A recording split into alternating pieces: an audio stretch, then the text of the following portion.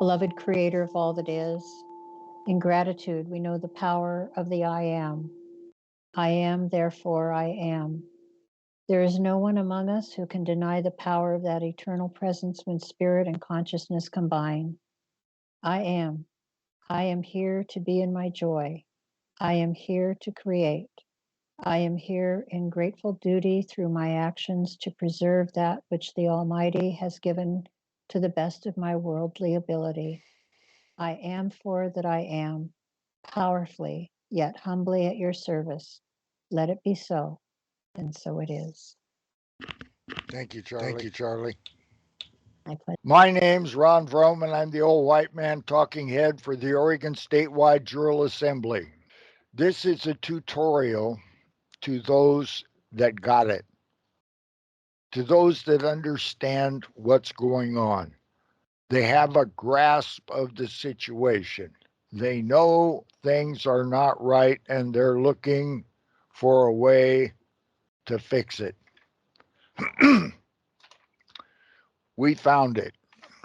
We're the Oregon Statewide Jural Assembly, and we actually found a way that gets the job done. There may be others, but this one works.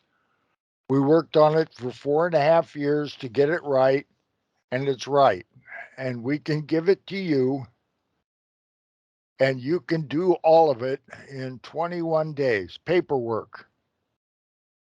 You've heard the expression, the job's not finished until the paperwork's done.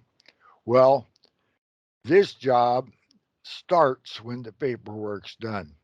You have to get all the paperwork done, complete, correct, so that your original jurisdiction, who you are as a man or a woman on the land and soil, with your progeny, your offspring, without ruler and without subjects. That's who you are. That's original jurisdiction. That's as close as you can get to law, natural law, God's law, how it comes together. And that's in the first paragraph of the Declaration of Independence. Natural law and God's law, and that's who we are. If you don't have God, if you don't have a creator, if you don't have the Great Spirit, my grandfather called it Mother Nature, how things work. If you don't have that, then you don't have unalienable rights.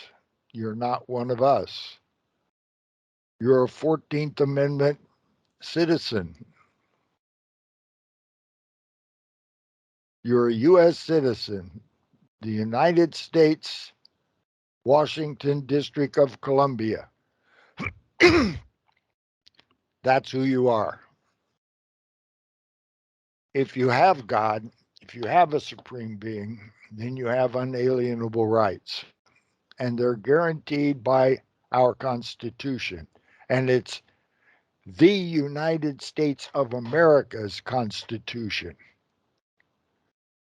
And what we have to do in our journey to get to original jurisdiction with our state, commonwealth, or territory, what we have to do is to bring that fictitious entity that we are a party to by contract, we have to bring that to original jurisdiction. Only people can do that. Persons, in the legal sense, don't have the ability or authority to do that. Me and you, people, body, mind, spirit, flesh, blood, and soul. That's who can do original jurisdiction. Everybody else has to do something else in some form of de facto color of law Whatever they want to do is not our issue. We're not party to that. If they want to do admiralty law and discuss millions of gallons or barrels of whatever and hundreds of millions of bushels of whatever and transporting it all around the world and free alongside port and free on board and all of that, not what we're discussing. We're not discussing equity either. We're talking about original jurisdiction and a tutorial on how to get there.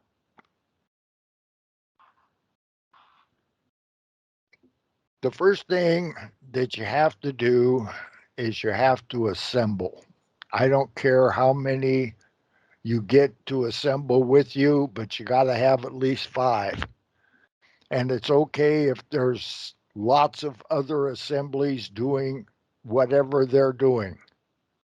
The assembly you're in is a Jural assembly, and it has one function: returning to a constitutional Republican form of law this year, and we're going to do it in Philadelphia, on Philadelphia.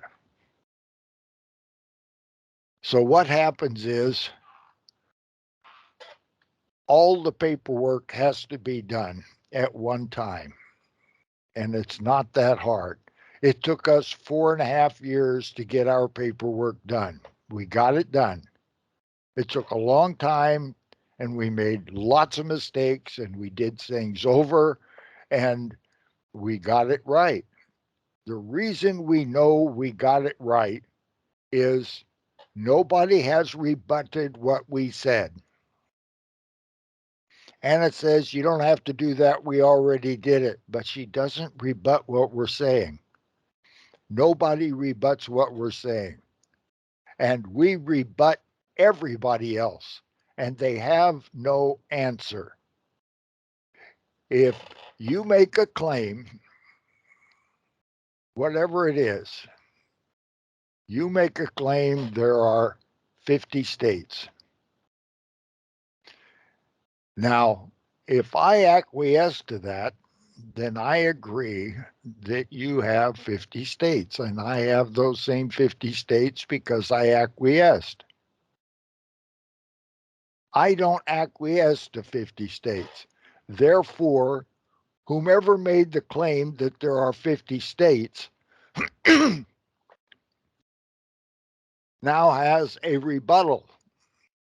Therefore, the one that made the claim must provide supporting evidence. And evidence is clear. You can look it up, read a definition. What is evidence? And if it's not evidence, then you have not responded to the rebuttal with supporting evidence. You've just said drivel. Good drivel. Nice, well written, makes you feel good when you read it. Hopium, but it's not evidence. There is no evidence available that there are 50 states in the Confederation and Perpetual Union where original jurisdiction is. There just isn't. So 50 states fails. Can't make the grade. There is no supporting evidence. Now let's take 33 states. There is plenty of evidence for 33 states. We start out with the 13 states, and those 13 states got together and stole 13 territories, 13 colonies, whatever they were named, from the King of England, the most powerful monarch in the world. They did it. They accomplished it on the land, but they didn't get the job done on the water. The General Cornwallis, that George beat, and he acquiesced, and he abandoned the field, and he returned to England, defeated on the land. However, every time we send a ship out to sea for commerce or whatever other reason, the Brits would take it, impress our men, make them into the British Navy, no language barrier, and enslave them. Nothing we could do about it. We weren't big enough or strong enough, didn't have enough wherewithal to put a navy on the ocean that would protect our interests. So they made a treaty with the king.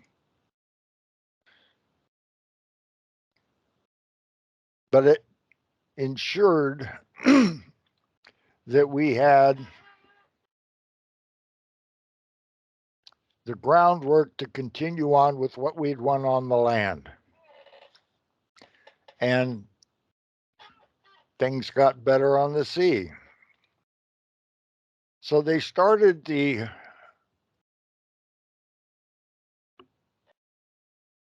Continental Congress in Philadelphia. They did a lot of work.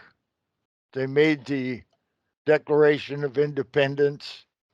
They did a lot of things before they formed a confederation and perpetual union, which took the provenance, the lawful jurisdiction from those that had declared their independence in the document and fought the war and done the best they could.